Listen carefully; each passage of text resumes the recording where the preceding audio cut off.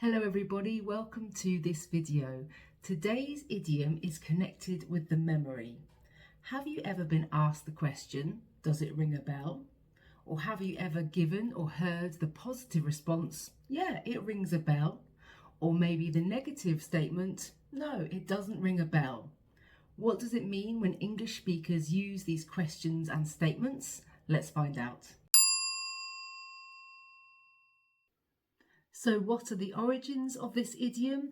I don't think it's entirely clear, but a couple of ideas are that it comes from the Pavlov dog experiment of the 1930s, I think, but possibly a more likely suggestion is that we have to go way back to the early 1900s when institutions such as churches would commonly ring bells in the villages and towns at certain times of the day to remind people when to wake up, when to go to school or to work or to church, or when it was time to eat lunch, and finally when it was time to go home at the end of the day.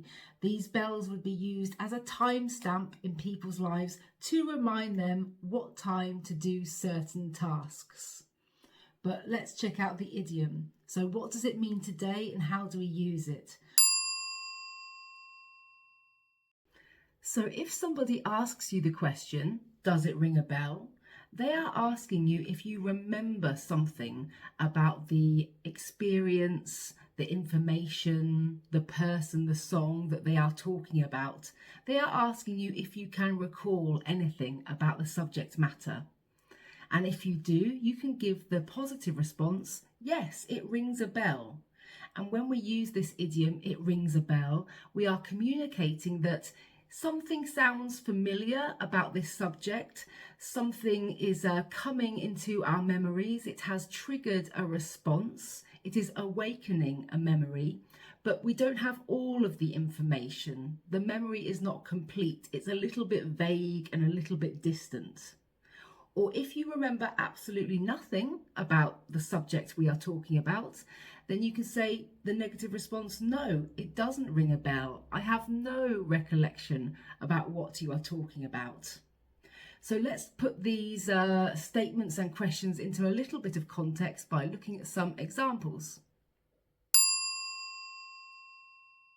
Let's start with a question. Let's say you're chatting with a friend and they say, I'm trying to remember the name of that restaurant where we had the amazing pasta dish.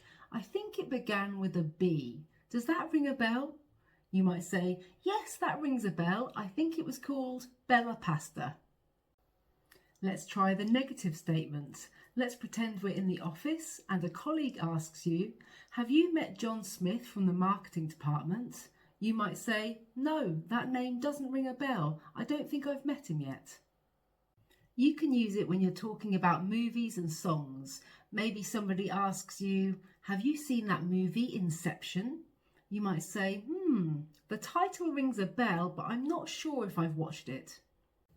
And finally, this idiom is definitely used when you are recalling old memories and experiences from the past, such as with your family. So maybe your big brother or big sister is remembering a time when the dog ate and stole the birthday cake at a party. And they might say, do you remember the time that happened? And you could say something like, it rings a bell, but I think I was too young to really remember. Sometimes people pluralize this idiom and they'll say, does it ring any bells for you? And you can pluralize it right back at them and say, yes, it's ringing a few bells for me. Or in the negative, no, it's not ringing any bells. And you can also use it with different grammar tenses. So in the past, you can say, it rang a bell. In the present continuous, you can say, it's ringing a bell for me. Or in the future tense, you can say, it will ring a bell. For example, it will ring a bell when I see it again, or it will ring a bell when I hear it. So that's it. That's the idiom. I hope that you found this video helpful. Go forth and use the idiom with confidence, and I will see you next time. Bye.